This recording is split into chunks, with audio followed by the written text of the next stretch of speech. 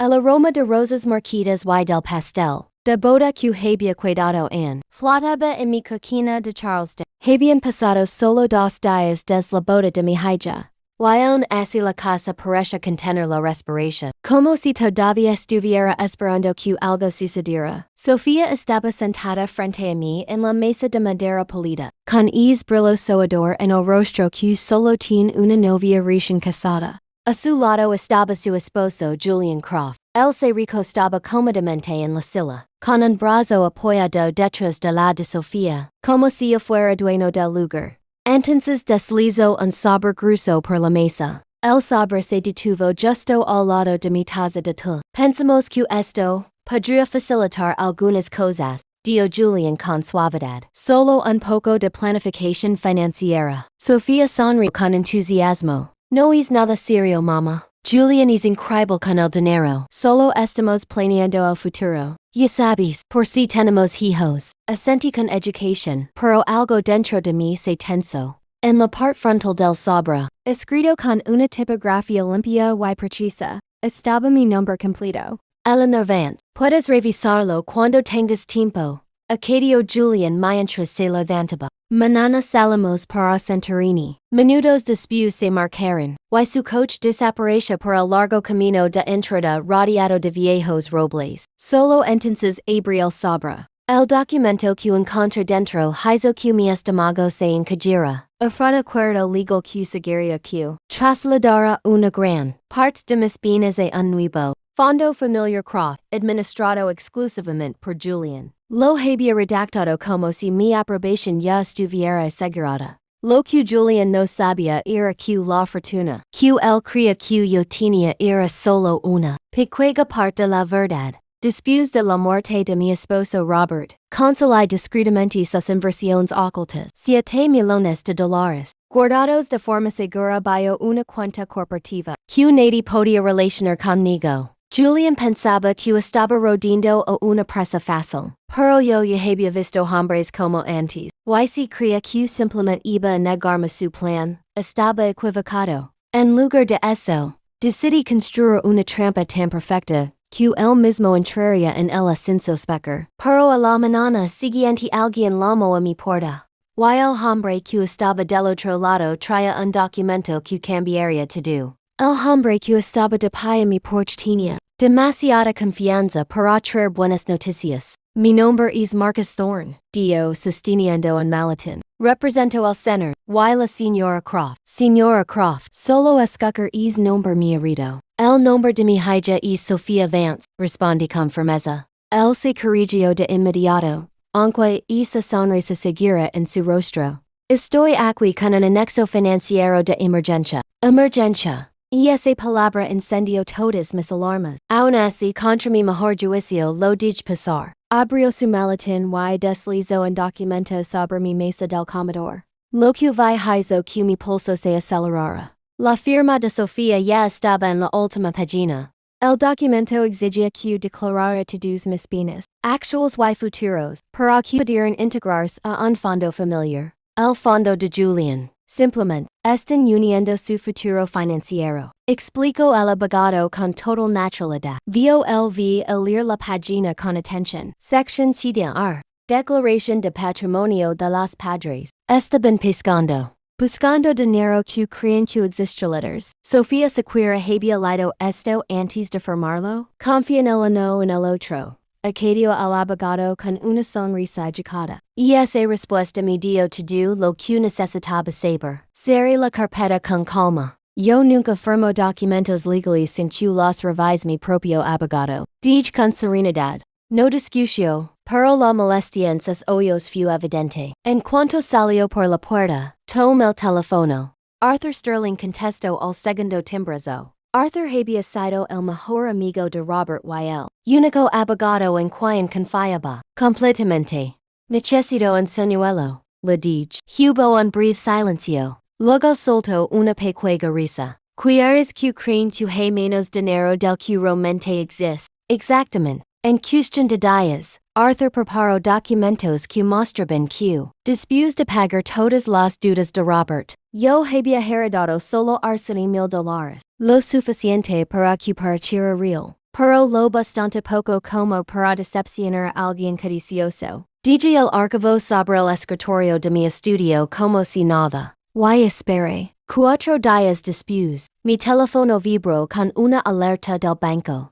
Alguien acababa de intentar acceder a una de mis cuentas antiguas, una cuenta que solo Sofía sabía que existía. Eso significaba que alguien ya había empezado a investigar. Y en ese momento comprendí algo aterrador. Julian no solo tenía curiosidad. Estaba casando. Para cuando Sofía me llamó de Santorini, mi plan ya estaba listo. He revisado los documentos, le dije con tono cálido. Habemos cuando regresan. Sono a la vida. A la tarde siguiente nos encontramos en un pequeño café con jardín. Tranquilo y apartado. Julian llegó tan encantador como siempre, vestido con un traje de lino claro que, probablemente costaba más que el alquiler mensual de muchas personas. Sofía, en cambio, parecía nerviosa. Arthur también se unió a nosotros, aunque lo presenté simplemente como un amigo que trabajaba en seguros. Durante varios minutos mantuvimos una conversación incómodamente educada, hablando de trivialidades, hasta que Julian finalmente se inclinó hacia adelante. Espero que no haya ningún malentendido entre nosotros. Dio con una sonrisa amable. Luego sacó nuevamente el mismo sobre. Traje los documentos por si querías finalizar todo. En lugar de abrirlo, coloqué mi propio documento sobre la mesa. Este es un resumen de mi herencia, dije con calma. Sofía se inclinó para mirar. Julian escaneó la página rápidamente. $21. Nada más. El cambio en su expresión fue sutil, pero imposible de ignorar. Decepción. Sofía frunció el ceño, confundida. Mamá, ¿sois todo? Después de pagar las deudas de tu padre.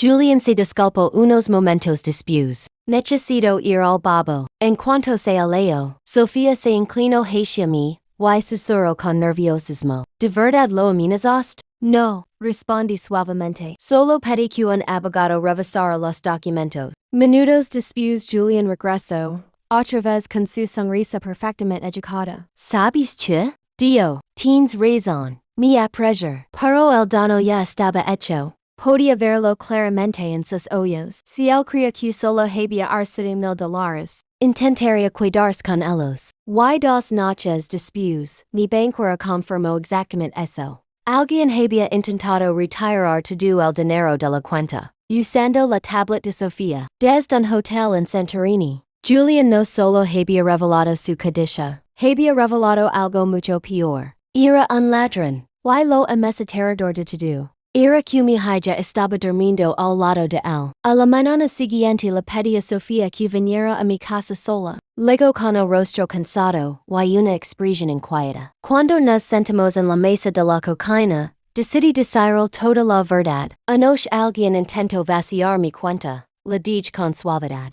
Usando tu tablet. Su rostro se puso pálido al instante. Eso es imposible. Ocurrió en tu habitación de hotel. Su expresión cambió de inmediato, volviéndose dura. Tú lo provocaste, dio en voz baja. Te protegí. Pero ella no estaba lista para escucharme. Él me ama, insistió. Entonces preguntó por qué estaba usando tu tablet a medianoche. Sus ojos se llenaron de lágrimas. Estás paranoica. Tomó su bolso y salió de la casa sin mirar atrás. Verla marchar se sintió como si me arrancaran el corazón. Minutos después, Arthur me llamó. Tengo las pruebas digitales, dio. Direcciones IP, registros de dispositivos, horas exactas. Todo apuntaba a Julian, pero tener pruebas no iba a arreglar lo que se había roto entre Sofía y yo. Y esa noche, mientras revisaba los videos de la boda que Arthur me había pedido, encontré algo inesperado. Un pequeño clip grabado por uno de los amigos de Julian. Julian estaba de pie en medio de un grupo de hombres que rían, sosteniendo una copa de champara. Uno de ellos bromeó. Entonces, ¿te casaste con una rica? Julian soltó una carcajada. Todavía no, dio. Pero de manis. Me quedé mirando la pantalla en silencio. Ahí estaba. No una sospecha. No una tiraletters. Una intención clara. Le envió el clip a Arthur de inmediato. Su respuesta llegó segundos después. Evidencia perfecta. A la mañana siguiente conduje hasta el departamento de Sofía. Julian respondió por el intercomunicator. Ella no quiere ver, dio con frialdad. Pero antes de deslas una memoria USB dentro de su buzón. Y dentro de pequeño pedazo de plástico. Estaba la única cosa que Julian jamás esperó que Sofía viera. Y esa misma noche ya tarde sonó el tambor de mi casa. Cuando abrí la puerta, Sofía estaba allí, con los ojos hinchados de tanto olor. Vi el video, susurró. Después de verlo, había confrontado a Julian. Él trató de reírse, diciendo que todo había sido solo una broma. Pero algo dentro de ella no se quedó tranquila. La curiosidad la empujó a revisar el historial de navegación en su tablet. Una búsqueda tras otra apareció en la pantalla. Cómo acceder a fondos de fideicomisos. Cómo evitar la verificación en 2 pasos. La verdad era imposible de negar. Lo estaba planeando todo. Dio con la voz temblorosa. Pero las cosas empeoran cuando su teléfono vibró. Era un mensaje de Julian.